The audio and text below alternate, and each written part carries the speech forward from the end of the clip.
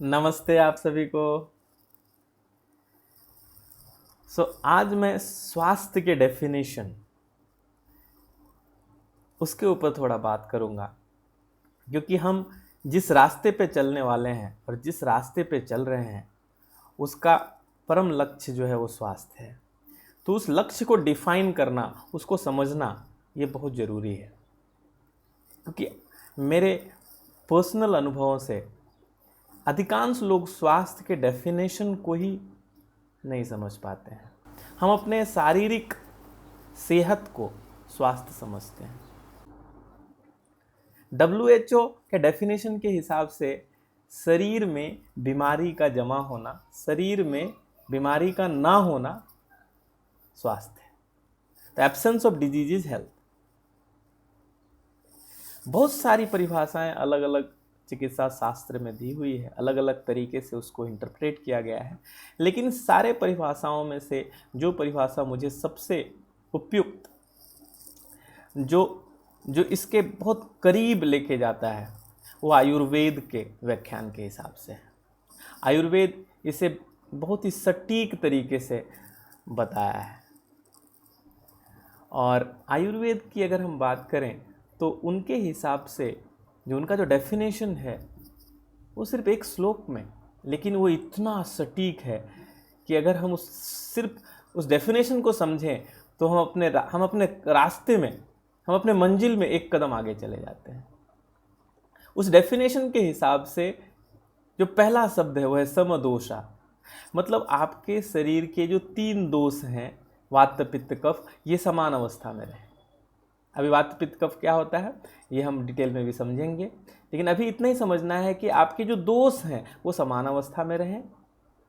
समाग्निश्च, आपकी जो अग्नि है, 13 तरीके के मेटाबॉलिक फायर्स हैं, अग्नि है, वो भी समान अवस्था में रहे।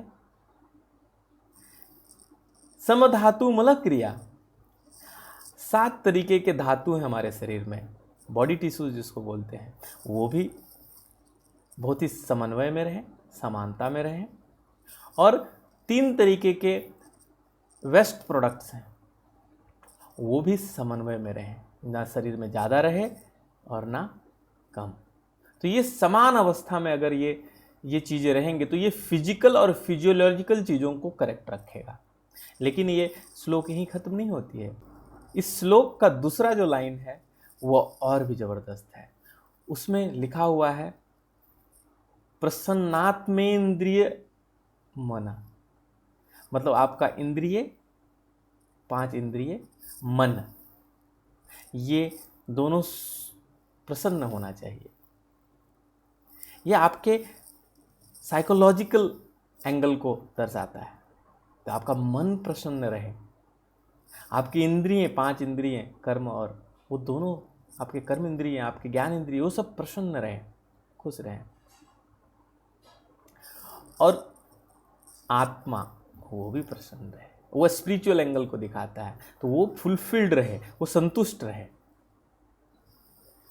तो ये तीनों, मतलब फिजिकल, साइकोलॉजिकल एंड स्पिरिचुअल, तीनों एंगल्स को टच करता है आयुर्वेद का ये डेफिनेशन।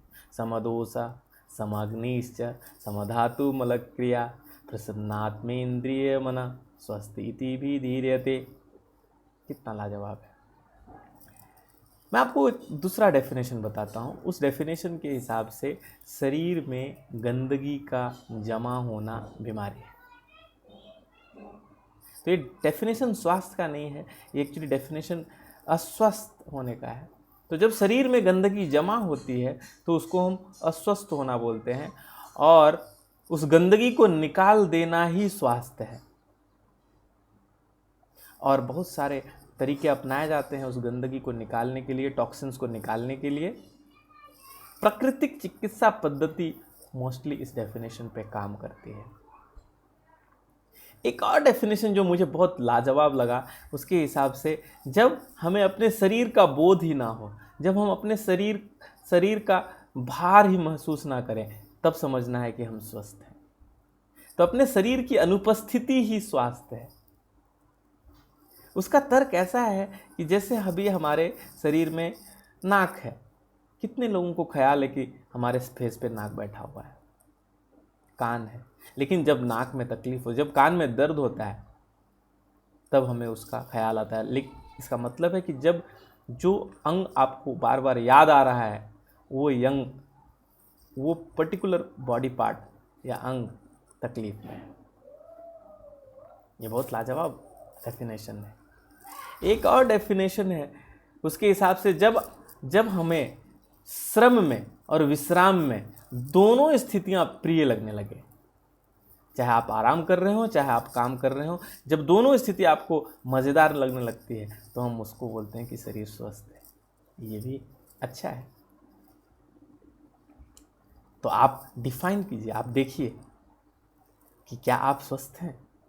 लेकिन अगर हम स्वास्थ्य शब्द के शाब्दिक अर्थ को देखें तो स्वास्थ्य शब्द दो शब्दों से बना है, स्व और अस्त। स्व मतलब स्वयं और अस्त मतलब स्थिर होना। मतलब स्वयं की स्थिरता ही स्वास्थ्य है। और स्वयं की स्थिरता तब आती है जब हम केंद्र में होते हैं। केंद्र हमेशा स्थिर होता है। केंद्र हमेशा स्थिर होता है। और जब हम केंद्र में होते हैं तो उसके अपने कुछ प्रकृति हैं। तो आपके अंदर प्रसन्नता, आपके अंदर दया, आपके अंदर ग्रेटिट्यूड, आपके अंदर खुशी, ये सब चीज़ें जब आप केंद्र में होंगे तो ये उसकी प्रकृति है, ये सब तुरंत होगा, निकलेगा। तो ये सब चीज़ें अगर लगातार हो रही है तो आप समझिए आप केंद्र में हैं और आप स्वस्थ हैं। लेकिन अगर आप केंद्र से दूर हैं, आप जैसे ही दूर होंगे उसकी अपनी प्रकृति है। आपके अंदर क्रोध, ईर्ष्या, थकावट, अलग अलग विकृतियां, ये सब पैदा होंगी। ये केंद्र से दूर जाना और ये सब तकलीफों को लाना है। आप जितना ज़्यादा समय तक केंद्र से दूर रहेंगे, ये विकृतियां आपके मानसिक और फिर शारीरिक स्तर पे तकलीफ लाएंगी, फिर बीमारियां लाएंगी। तो केंद्र में रिटर्न आना, केंद्र के पास होना ही स्वास्थ्य के पास आने की क्रिया है। मेरा मकसद एक ही है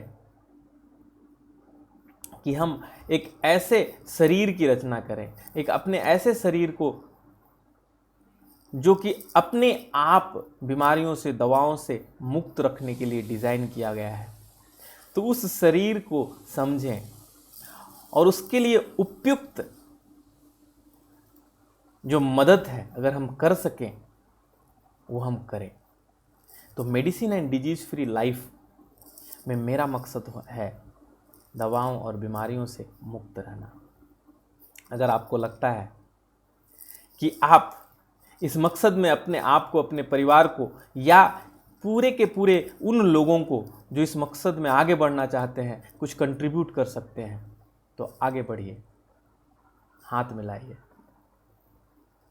और आइए हम मिल के एक ऐसे समाज की रचना करते हैं, एक ऐसे सेल्फ की रचना करते हैं जिसमें बीमारी ना हो, जिसमें दवाओं का, एक केमिकल दवाओं का, क्योंकि ये दवाइयाँ हमें स्वास्थ्य कम, बीमारियाँ ज़्यादा दे रही हैं। ये मैं नहीं, बहुत सारे स्टडीज़ ने बताया, क्योंकि ये सिम्टम्स के ऊपर काम कर रहे हैं, रूट कॉज के ऊपर काम नहीं कर रहे हैं। हमारी बीमारी केंद्र से दूर जाने की है और उसका उपाय केंद्र में वापस आने का है। हमारी बीमारी शरीर में गंदगी जमा होने का है, उसका सॉल्यूशन गंदगी को साफ करने का है।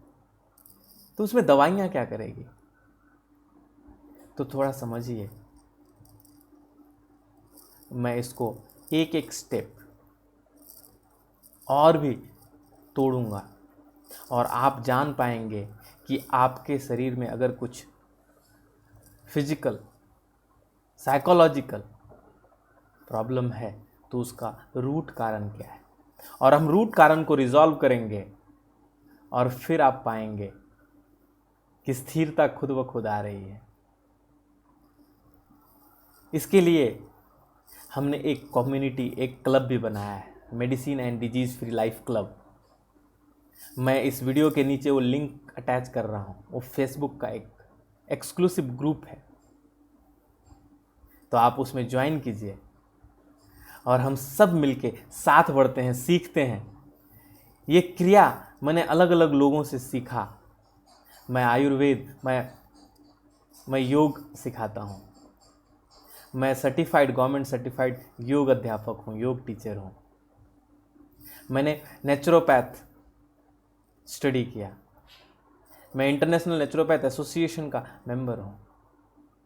मैं अल्टरनेट हीलिंग में सबसे पुरानी पद्धतियों में, जिनको डॉक्टर राजेंद्र प्रसाद, महात्मा गांधी ये सब फॉलो करते थे, प्राकृतिक चिकित्सा की कूने के द्वारा बताई पद्धति, उसका छात्र हूँ। मैं इंटरनेशनल कैरो प्रैक्टिशनर्स एसोसिएशन का मेंबर हूँ, क्योंकि ये सारे ऐसी विधियां हैं जो हमारे शरीर को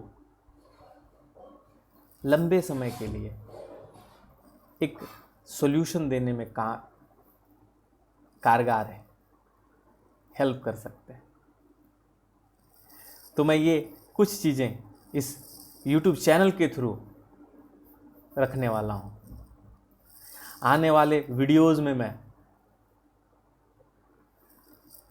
बहुत ही सिंपल स्टेप्स बताने वाला हूँ, जिससे हम ये आइडेंटिफाई कर सकते हैं कि हमारे अंदर कौन सा दोष है और उसके समाधान के क्या क्या स्टेप्स हैं।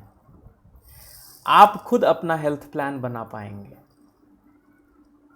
तो आइए, चैनल को भी सब्सक्राइब कीजिए और फेसबुक ग्रुप में, कम्युनिटी में, एक्सक्लूसिव कम्युनिटी में ज्वाइन होइए।